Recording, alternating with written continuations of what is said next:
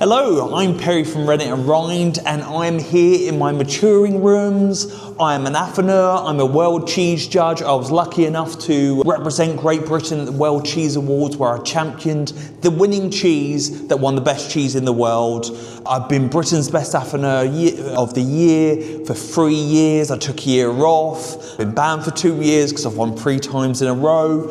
So that was just a brief introduction, I suppose, quite a lot of information there, into why I'm qualified to put this cheese together and why I think they're the absolute very best that we have right now that will wow any dinner party, make your friends happy for their birthday and whatever it is. So you would have got your 5 cheeses, your tasting notes if you don't want to listen to me, get our complimentary biscuits, all in this little box here, and you can deliver that to yourself, to your friends, or whatever it is that you decide.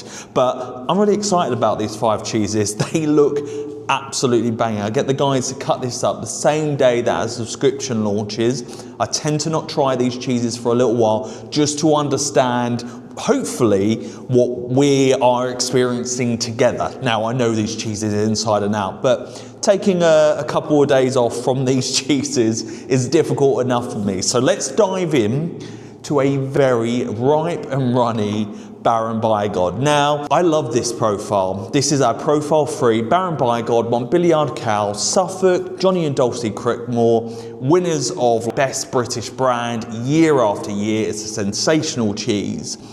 But at the moment, the cheese is a little bit up and down, a little bit difficult for us to mature and control that we're working on. Makes it quite a lot to handle in the shop, us cutting it up, and tough for us to wrap for you guys to go out. But it is absolutely delicious and well worth the hassle. So you can see this sort of ivory paste that it has. The rind is starting to break down a little bit. You've got a lactic core that's kind of detached from a rind, which is a defect in judging terms, but it tastes really nice. So let's have a little cut off and let's me just make an absolute mess. It is absolutely stunning. I don't know if you can see that on there, but it is so good, so unctuous, so wild. The aroma, milky, bit of savoury. I can tell the salt level is going to be good in that. We're getting a little bit of that mushroom from the rind that you would expect from a bloomy, but this is probably a milky, savoury journey that we're on. So let me just take some of this off. Holds together really, bloody hell. That is outrageously good. Powerful, strong, salty, savoury. When it's left the palate, brassica, cabbage, back notes of more camembert. I need to have more. Wow. See what I mean? I can understand how this is so difficult for you guys to handle downstairs, but that is so delicious. The length is perfect. Yes, it gets maybe a little bit one-dimensional in the end because it becomes this savoury brassica, stewed vegetal area, but it is really delicious. Stunning. It's going to be hard-pressed to beat that, but luckily enough, we have Cornish Kern, made by Liner Dairies, founded and created by Catherine Mead, who's a legend in the industry, now headed up by her son Otto, who's equally as cool and passionate about cheese. This won Supreme Champion in 2017, so best cheese in the world. It won. It is a Comté-style style cheese, wrapped in this plastic coat rind. Don't eat that, so you can see how you can tell. All these other cheeses, more than you can eat the rind. This is food safe, you can consume it, it just won't taste that nice. Got this clear black wax on the outside, a lot of moulding that's happened, which is okay, it's good. Let's give it a cut down. It's that nice finish that I'm still getting from the Baron, that salty finish. Aroma is stunning. Roux, hazelnut, that sweetness, a touch of condensed milk that's in there.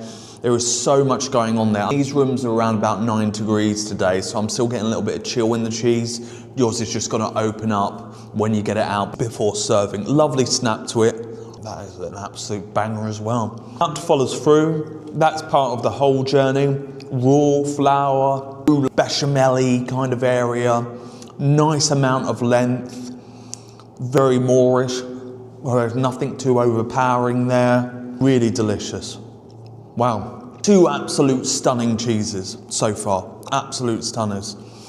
Next we have our Sparkano Red Leicester. So Sparkano Red Leicester, it's It's made by the Clark family. In my opinion, the only red Leicester that's made in the UK. This came in the top 14 at the World Cheese Awards last year that I was judging at, making it one of the best 14 cheeses in the whole entire world. And that's why it's so great. You can see the rind that's on the side here, so we've got a little bit, it's cloth bound, we've taken that off for you. The aroma on the rind is musty, what you'd expect in a dank cellar. That's where cheese loves to be, high humidity, stable temperatures. And then the aroma is a little bit cheddary. There's a nut, I'm guessing a hybrid of these two worlds, and that's why we say eat it in order, because we're getting to some punchy numbers. But a little bit more vegetal on the aroma that's there. Beautiful colour, that's the annatto that you add into the milk, South American seed, crushed down, popped it into the milk. Got that russet, orange, rusty, which just looks real, not artificial. Let's have a taste. That kern is still going. Lovely texture, chewy. I always like to see that in my cheddars that are quite simple. The cheddars and styles like this, they allow you to open up your mouth, 5 simple flavours of the tongue, over 50,000 in the nose, allow you to suck in that oxygen, give it some breath. This leans into the fresher, more vibrant area. There's more grass, milk area, a little bit lactic. The complication behind that is the savoury, more meaty element, more raw charcuterie ferment meat that's just bubbling around in the background, but a nice, fresh, zippy, little bit more acidity that's in there. Provide a lovely palate cleanser for, which is also banging, our next cheese, Montgomery. So we got some lovely batches in, right? Do not be alarmed by the blue in your real cheddar, not the stuff that's mass produced by Saputo, the Italians at Cathedral City. This is proper artisan cloth bound stuff made by Jamie Montgomery down in Somerset, Cadbury Court, phenomenal place, phenomenal cheesemaker. This is kind of a session cheddar, we say. So just a little bit more, and yes, I know I'm cutting the nose off, but I've got to share all this cheese with the rest of my team so they can be informed, but it's just easier for me to cut in this scenario. Don't worry, I'm a professional. Aroma is a little, the fruit is definitely there in this one. A little bit more of that typical cheddar tang, but I always describe this as my session cheddar. So it's very kind of, and it grows. So if you taste it and you're like, I'm not too keen about that, wait a bit, keep on eating a bit more. I always find layers and layers and what, let's find out. Nice cheddar, firmer than the Spark and Hoe. Like got dots of sort of, and little zips. Loads of kind of brothy notes that are in there. Like I said, if you layer that complexity after complexity, you're going to get all kinds going on in there. Really pleasant experience. Like, no, that might not be a massive kind of thing that really sets the world alight in terms of cheese, but it is so sessionable. You can eat a lot of that and not be overwhelmed. Really delicious. And really great for the Spark and Hoe. Like I said, eat the cheeses in order to kind of memory of the Kern and the Baron, because they were very big, long flavours.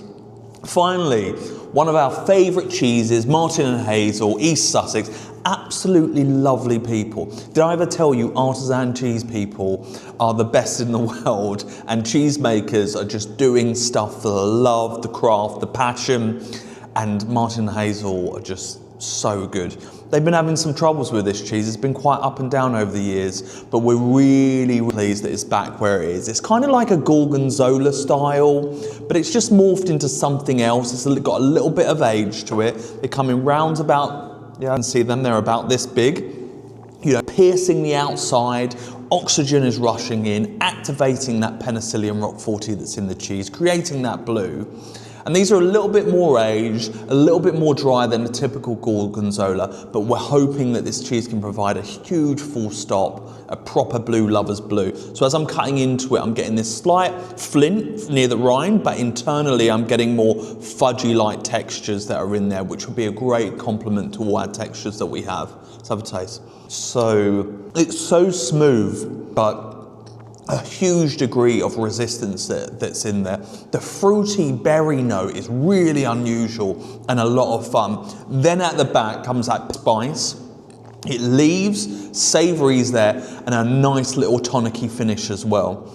There's a really overwhelming kind of good way like on it that feels like oat cake or oat biscuits. It feels a bit oaty, which is really nice and very unusual. I wasn't expecting that. And those little nuggets of blue that you get in there, really lifting up that acidity zip that's in there, and then doing a really lovely trickle down to that kind of weird oaty flavour that I'm talking about. They're all really solid cheeses. They're really solid. I think you guys are going to be really excited about this one. I'm excited to show the other guys upstairs because it's phenomenal. So that's all from me for this month. Enjoy your cheeses, enjoy Mother's Day, enjoy gifting, and catch you on the next one.